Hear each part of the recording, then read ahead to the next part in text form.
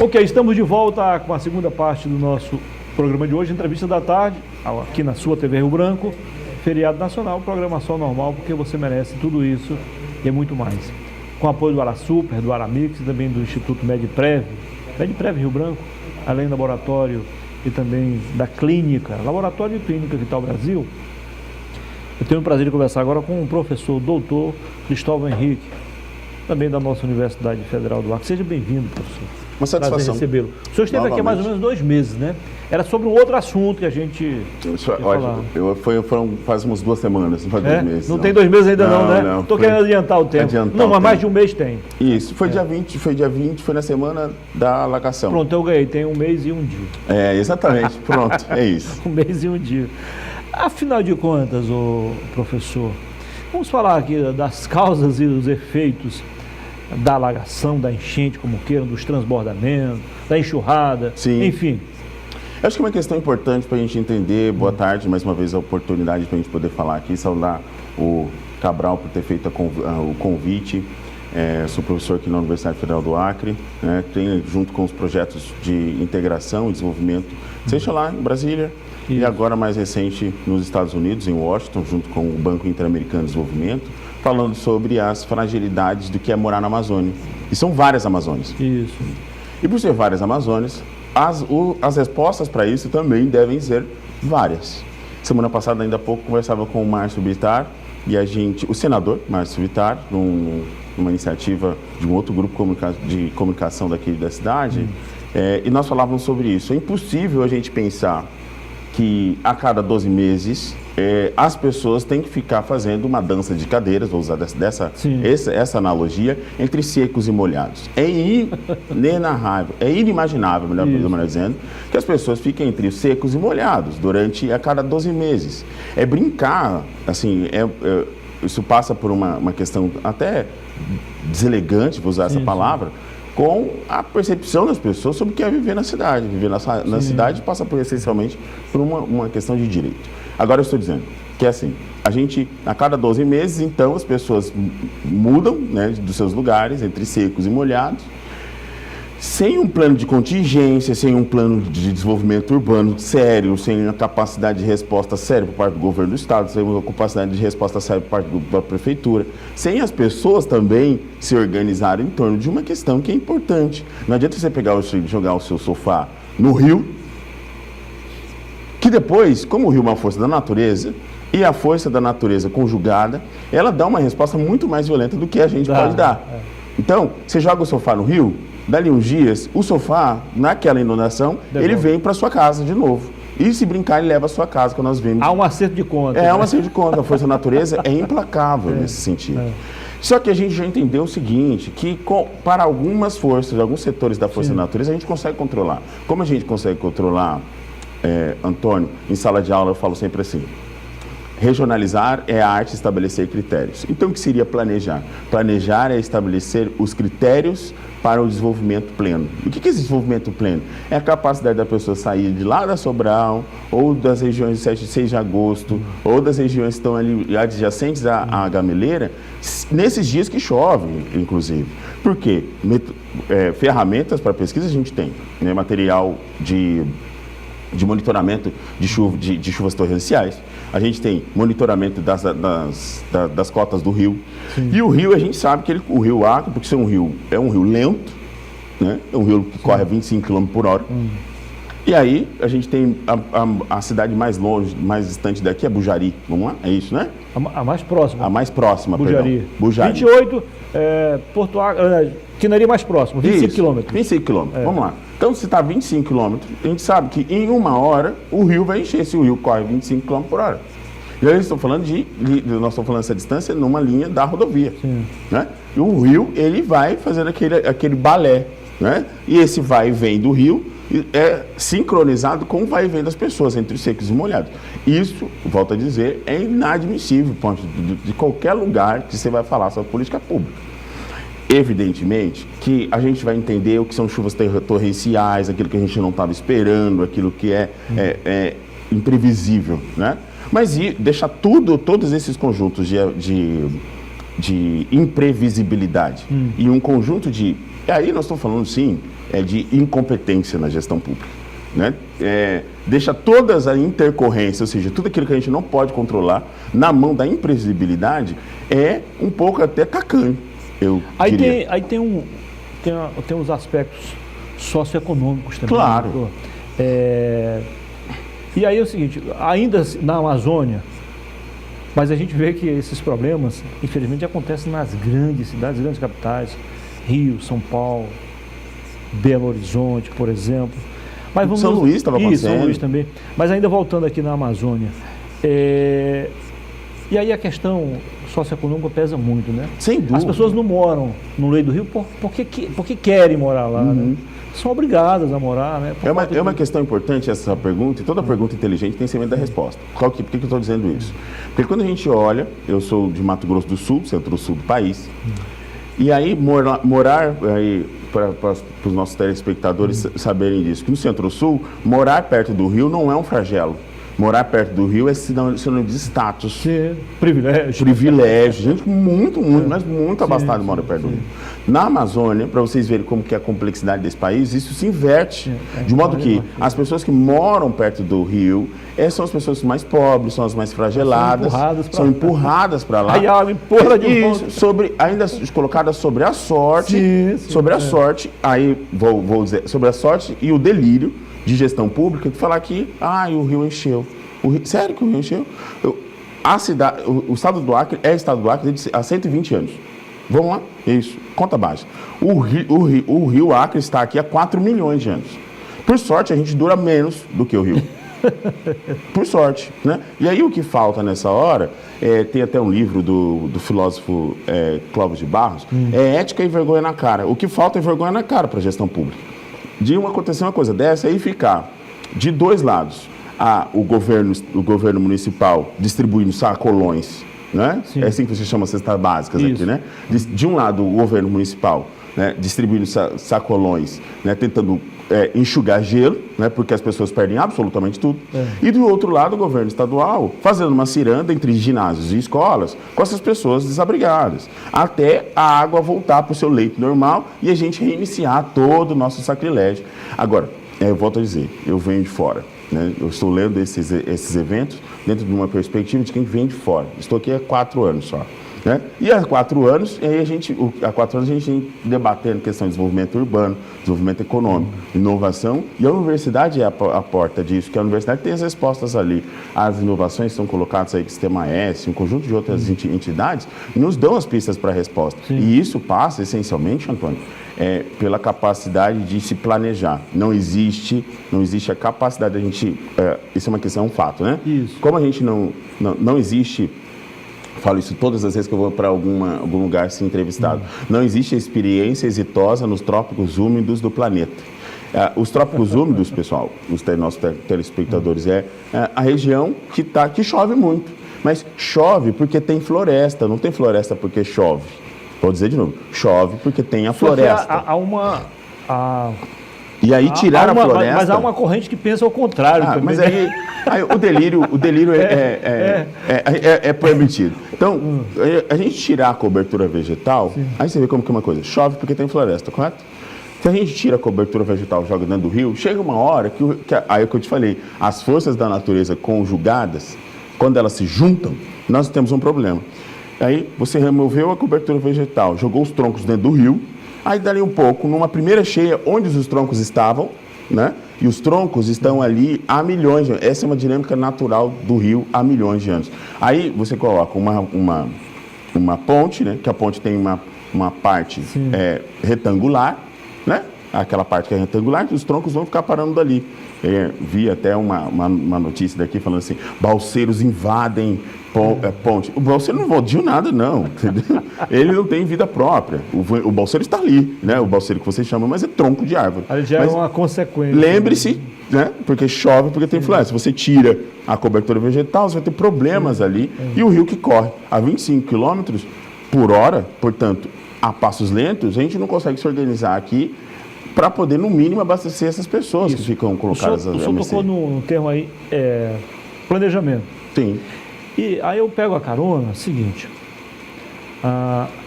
Nós falamos aí dos aspectos sociais, econômicos, questão política, decisões políticas, Sim. acertadas e equivocadas. Sim.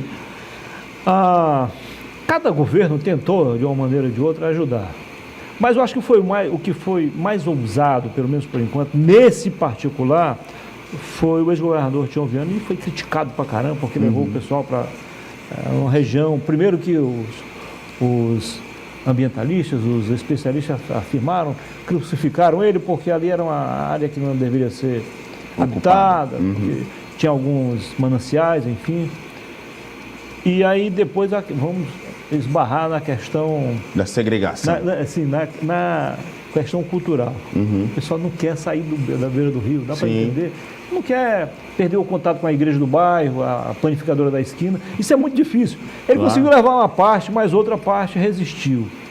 E aí resolveu em parte o problema. Mas gerou outros, né? Gerou outros. Problemas com segurança pública. Exatamente. Né? O senhor conhece mais ou menos a área? Eu conheço a cidade do povo. Eu acho que a gente precisa, assim, entender o que foi as políticas de contenção, aliás, as políticas habitacionais da década passada. Isso.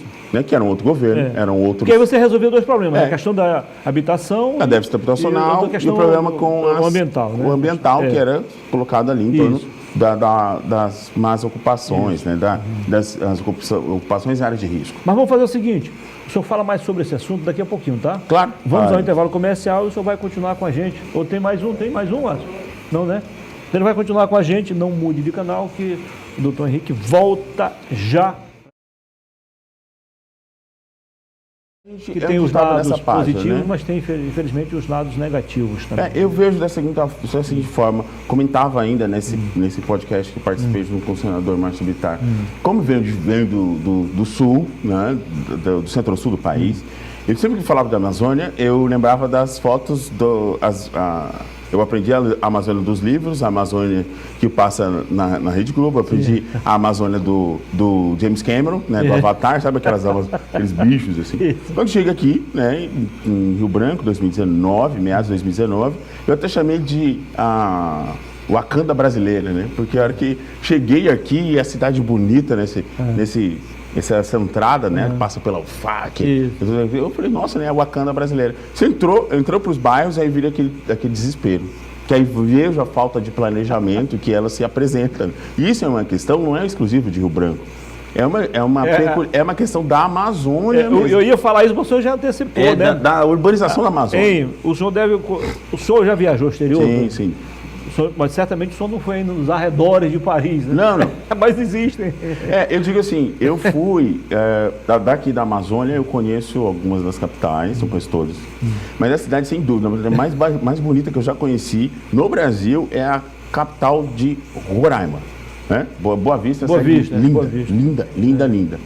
Assim, organizadíssima, linda. Talvez é a capital mais longe de Brasília, mas a mais linda, sem dúvida. Mas para voltar no nosso problema tem uma planície ali fora do comum, né? Tá ali dando quase por um pulo você tá no Caribe, outra coisa. Igual a gente aqui, de bicicleta a gente chega na China, né? É mais ou menos assim, né? Mas a gente, pra gente falar desses problemas que são reais, como estava falando sobre essa questão da Wakanda brasileira, então Rio Branco teve essa questão, né, que teve na década passada essa remoção, né, das pessoas que são as pessoas mais fragilizadas, a questão do quadro socioeconômico, elas são removidas para essa cidade que foi chamada Cidade do Povo. E aí você starta, dá virada de chave, um conjunto de outros problemas sociais, problemas de segurança pública, né, pelo que sei, o que acompanho. As notícias são bem difíceis por lá, a vida lá é difícil, porque primeiro está longe do centro, um conjunto de outras questões. E aí, fazer planejamento urbano é também, nessa conta, colocar pessoas ali, né? Pessoas nessa conta.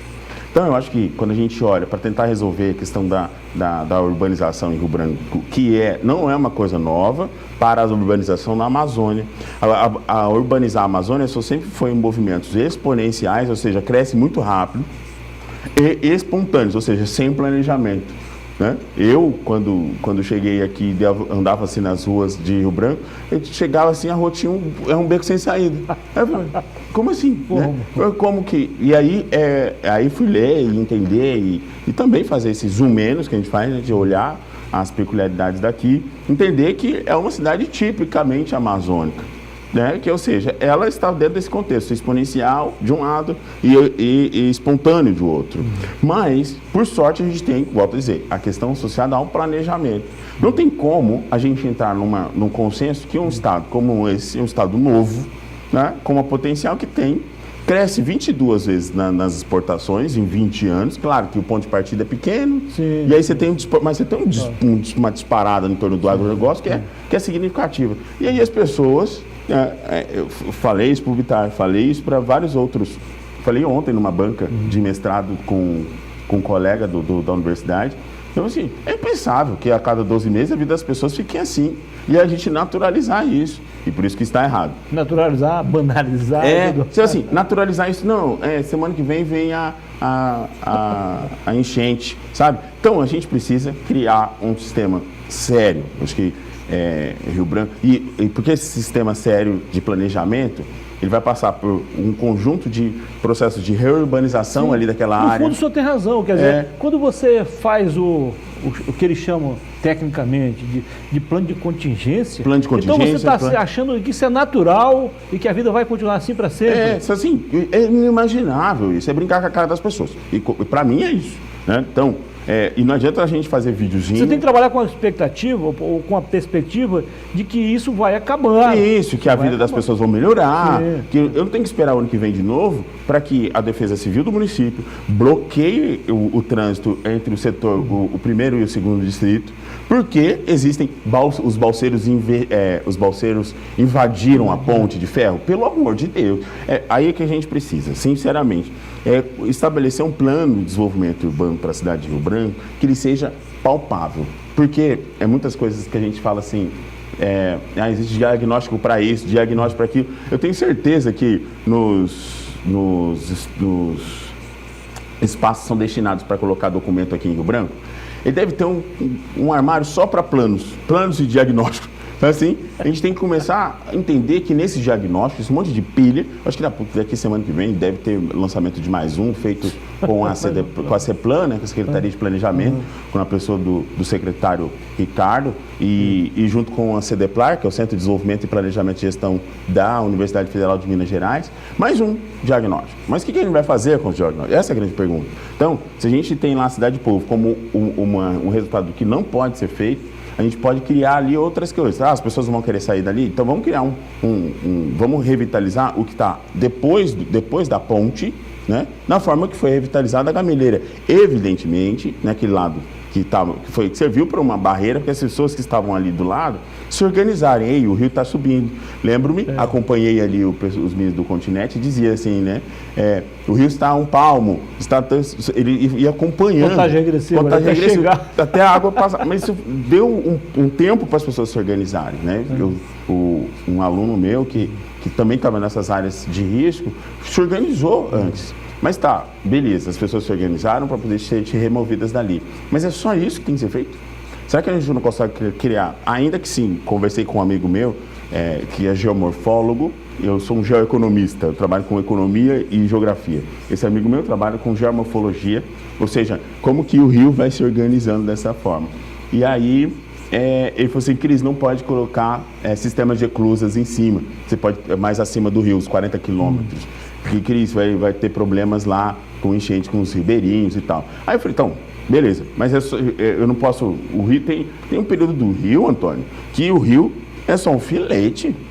É lá embaixo, lá. A gente não pode... aparta. Né? Então, a gente não tira, porque não tira esse solo. Reorganiza, cria um plano de revitalização urbana sério. Eu não vou tirar, as pessoas vão querer tirar, de serem removidas, mas vai assim, olha, vamos criar então um sistema, como foi feito durante...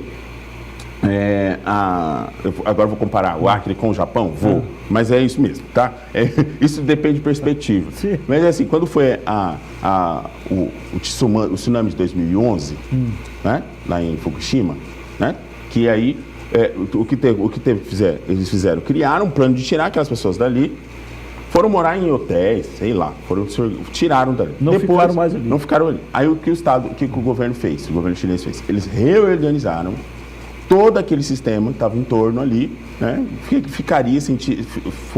seria impactado com o rompimento de Fukushima. E aí o que a gente tem que fazer aqui? E essas pessoas voltaram para lá agora. Por quê? Elas foram de novo, ó, tá aqui a sua casa, tá perto de novo, para não romper os laços, porque existe também essa questão cultural, que a pessoa querer ficar lá. Aliás, agora é uma tendência dos governos federais, estaduais e municipais, ao invés de concentrar grandes quantidades de casas numa região só, fazer o máximo possível para que seja a mesma escola, a mesma codificadora. Isso, exato. Porque você ao centro rompe, de saúde. você rompe com laços que a gente não consegue romper, porque e eles isso são deixa colocados as pessoas lá. infelizes. Né? Exato. E aí, para a gente terminar, eu acho que é isso. Sempre olhar... Como é que você sabe que a gente vai terminar por causa da chegada do Ele Daniel? está chegando aqui.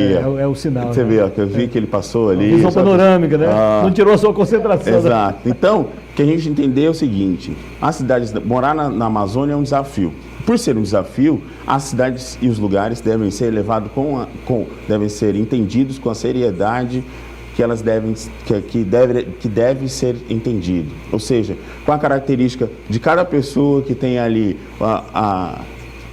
que gosta ali da padaria, da escola e tal, entender também que a cidade é complexa, é um organismo vivo, a cidade é isso. Então aí passa pelo planejamento, pela organização das instituições e, claro, para entender isso não cabe no período eleitoral de 3 anos, não cabe. Isso é um projeto, tem que ser um projeto de Estado. Não de governo. Para isso, é um projeto que deve ser muito mais amplo e levar em consideração pessoas, lugares e instituições. Mas é um desafio, não é isso? Um grande desafio. O senhor vai voltar em breve aqui para a gente dar sequência a esse assunto. Claro, aí. voltaremos aqui a gente talvez para falar sobre o plano. A gente vai só suspender temporariamente. Exatamente. Aí está chegando o Daniel Cabral com a sua caricatura aí. Ah, meu querido, mas é isso, né? Opa! Aí. É isso. Claro, esse cara é sempre excepcional. É isso, meu querido. Vamos aqui. Aí, ó. Gostou, professor? Fantástico. Qual é a nota aí, fantástico. professor? Não, é 10 de 10. É nota 10? Levou nota 10 do professor doutor, viu? Está aprovado. Professor, foi um prazer recebê-lo aqui. Está querendo acrescentar algo? Ainda há espaço, sim. Eu acho que é isso, sabe, o Antônio? Deixa eu colocar meu negócio aqui, que eu vou criar uma sessão na minha casa de várias caricaturas do Cabral. Então, é isso. Acho que, essencialmente, a gente pensar a cidade como um organismo vivo. E por ser vivo, porque tem pessoas aqui dentro. E por isso que banalizar ou naturalizar as enchentes é um erro crasso. É um erro, primeiro que ele é um erro de planejamento, ele é um erro político, porque custa politicamente para cada uma dessas pessoas que a gente precisa do sistema, custa politicamente, né? Então, e aí pouco deixa de investir em outros setores. E é um erro econômico, porque a cidade morre, né? Foi isso que a gente viu ali, eu fui ali no centro. Você vê ali, tem churrascarias, tem todo um sistema urbano ali na beira da lagoa. O Rio Grande do Sul, por exemplo, ela acabou-se. Eu fiquei muito assim, agora um abraço, não sei se pode falar isso, mas um abraço ali pro quintal do Oswaldo, um dos bares que eu mais gosto. E eu vi o Oswaldo ali. 6 de agosto. E ali assim, ele, no final disso tudo, ele catando isso com paz de terra. Então assim, é inimaginável a gente pensar uma cidades da Amazônia, pensadas como cidades do Centro-Sul. É isso que eu digo. Na minha cidade, é claro que você pode pensar isso de uma característica muito mais ampla, né? Com outro momento, né? Com dinheiro. Mas aqui não. Exige a cautela e a perseverança de pessoas políticas que entendam o que é morar na Amazônia. Porque mesmo uma pessoa que está aqui há anos, ela acha que ela vê a cidade como um objeto que é visto em outros lugares, sabe? Então, é pensar a Amazônia a partir daqui. É cada pessoa. E isso, volto a dizer, não cabe no ciclo eleitoral. Tem que caber na agenda de desenvolvimento do município. Importante. E da cidade. Muito bem. Antes de encerrar a entrevista aqui, a gente precisa aprender a lidar com tudo isso, né? Sem dúvida. Foi um prazer, professor. A satisfação imensa. Bom fim de semana e um bom feriado. Para nós. Foi um prazer recebê-lo aqui.